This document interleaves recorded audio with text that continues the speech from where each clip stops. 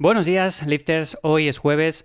Hoy vamos con la pregunta seleccionada. Ya sabéis que cada jueves, cada semana selecciono una pregunta de todas las que me llegan a la web. Ya sabéis que dejo los enlaces en la descripción de este episodio también, por si queréis dejarme una pregunta.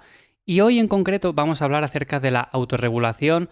Y es que la duda que me llega, que me la manda Jorge, me dice: hola Iván, llevo entrenando unos 2 años de forma interrumpida debido a la cuarentena y poco a poco he podido hacer un esquema que más o menos me funciona. Mi duda es referente al tema de la autorregulación. He escuchado los episodios en los que hablas del RIR y escalas de ese tipo, pero a mí me resulta complicado saber exactamente si me faltan 1, 2 o 3 repeticiones antes de fallar. Bueno, Jorge, es algo común, ¿eh? No te pasa solamente a ti. Sigo, a veces creo que flojeo en algunos ejercicios por miedo y que esto me hace ir un poco despacio. No sé si puedes darme algún consejo, ya que veo que tratas los temas con sentido común y me gusta tu punto de vista. Sigue así. Bueno, pues Jorge, vamos a hablar de este tema, te voy a responder a la pregunta porque creo que además es interesante para todos aquellos que planifiquéis vuestro entrenamiento vosotros, o sea, que no os guíe nadie, que no tengáis entrenador personal, por así decirlo. Y es que, en mi experiencia, lo que determina si ajustamos bien o mal el tema de la autorregulación es cuánto tiempo llevamos entrenando. Es cierto que cuando llevamos poco tiempo y hay esquemas que dicen tienes que llegar con un RIR 2 en este ejercicio a tantas repeticiones, etcétera, etcétera. Bueno, parece sencillo a simple vista, pero no lo es tanto. ¿Y por qué no lo es tanto? Porque realmente si nunca hemos llegado al fallo, si no sabemos reclutar bien las fibras de un músculo en concreto, por ejemplo, si hacemos algún ejercicio para pectoral y no sentimos bien la contracción en el pectoral, pues va a ser difícil incluso hacer el propio ejercicio. Entonces ya no nos vamos a poner ni siquiera a contar las repeticiones que nos quedan antes de fallar. Pero con el paso de los años, con el paso del tiempo, según vamos ganando experiencia, pues sabemos cuándo vamos a llegar al fallo, sabemos si nos quedan 1, 2 o 3 e incluso podemos ajustar mucho mejor el tipo de ejercicio, el tempo, el movimiento que hacemos, todo esto, ¿no? Entonces, bajo mi experiencia, lo que determina si deberías usar o no este tipo de escalas es el tiempo que lleves entrenando. Y dices que llevas más o menos 2 años, pero quizás sea todavía muy poco tiempo. Y es que cuando llevamos 2 años hay personas que han avanzado un montón, hay otras personas que no han avanzado tanto, pero en general podemos seguir progresando de forma bastante simple sin necesidad de usar este tipo de escalas. Y aunque hay que entrenar intenso, esto no significa meter kilos porque sí. Que muchas veces lo veo, muchas veces veo esto de no, es que tengo que progresar semana a semana y por eso estoy añadiendo kilos. Ya, hombre, pero estás acortando mucho el rango de recorrido y estás haciendo el ejercicio mal. Prefiero que bajes los kilos, prefiero que sigas con lo que movías hace 3 semanas, pero que lo estés haciendo bien, que sientas bien el músculo que estás trabajando y en general, que evites todo tipo de molestias que te puede ocasionar el hacerlo así. Así que llegar muy de vez en cuando al fallo de forma controlada no es malo, pero sí que es cierto que nos puede ayudar en este sentido a controlar mucho mejor el RIR y saber autorregularnos con este tipo de escalas.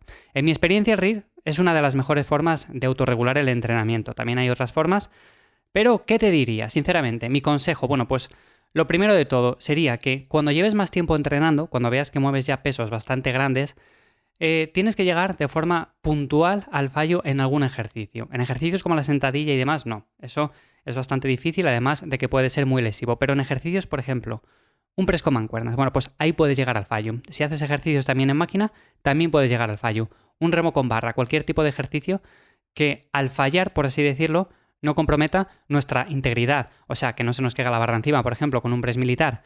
Aunque un press militar también es un ejercicio en el cual podemos incluso llegar al fallo y sería bastante sencillo si tenemos o disponemos de barras de seguridad. Como digo, el remo con mancuernas, el remo con barra, es un ejercicio perfectamente viable para llegar al fallo. Cualquier otro ejercicio analítico, pues también. Un peso muerto, pues también. Una sentadilla, como digo, no. Una sentadilla, al final, si fallamos, quizás estamos en una situación un poco delicada y encima, si no disponemos de un rack o jaula bastante buena, pues igual nos vemos en un apuro. Entonces, en ese sentido, cuidado con este tema.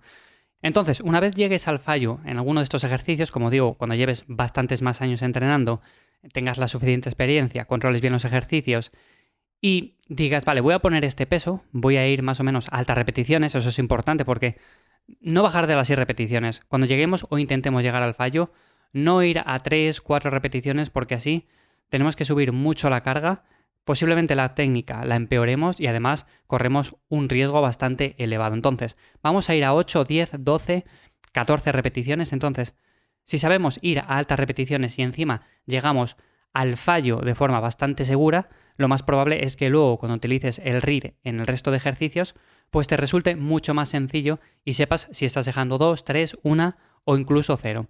Entonces, en ese sentido, seguramente, bueno, pues te cueste principalmente porque llevas solamente 2 años entrenando de forma interrumpida.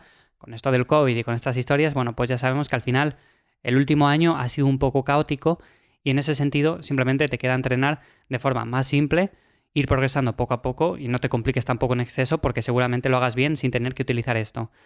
Y en cuanto a lo que dices, que en algunos ejercicios parece que flojeas, que tienes un poco de miedo y demás, a ver, yo te diría, grábate algunos vídeos, así te ves la técnica, así ves si lo haces bien, si lo haces mal, en qué puedes ir mejorando, y de esta manera también puedes incluso ir progresando mucho mejor, porque si ves que lo haces bien, si ves que estás utilizando un peso quizás un poco bajo, pues puedes subir sin ningún problema. Ahora bien, si ves en el vídeo que estás flojeando en algún punto en concreto de un ejercicio y ves que tienes que mejorar ahí, pues igual es mejor bajar un poco el peso y priorizar ese punto en concreto para mejorarlo y a partir de ahí seguir elevando el peso. Entonces, grabarse es una de las mejores cosas que podemos hacer, yo lo recomiendo un montón, te lo recomiendo sin duda, Jorge, que lo hagas. Y en cuanto al tema de tener miedo, bueno, pues no tengas miedo porque realmente si tienes un rack, tienes unas barras de seguridad o tienes a alguien que te eche una mano, que tenga la suficiente experiencia, pues ahí no vas a tener ningún problema en que se te caiga la barra encima o cualquier cosa. Más si hacemos ejercicios, por ejemplo, como el remo en el cual, a ver, lo fallamos y no pasa nada, lo dejamos en el suelo y ya está.